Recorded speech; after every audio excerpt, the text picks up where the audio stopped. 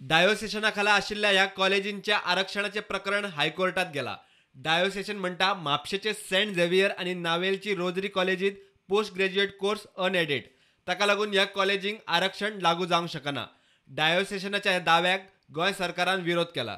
सरकार म्हणटा म्हापशेचे saint Xavier आणि नावेलच्या रोजरी कॉलेजीत पोस्ट ग्रॅज्युएट कोर्स सरकारान दिल्ल्या अनुदान वापरून उबारिल्ल्या इमारतीत आणि साधन सुविधा वापरून चल्ल्या.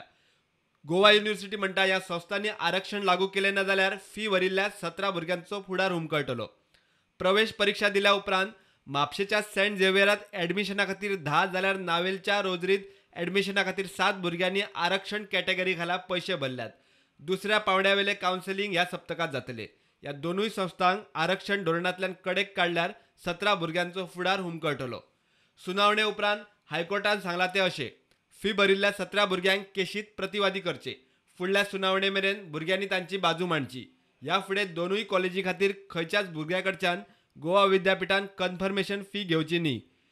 कोर्टान केस 5 मार्चाक दवरल्या. प्रुडंटा खातीर सिनियर रिपोर्टर मुकेश कुमार.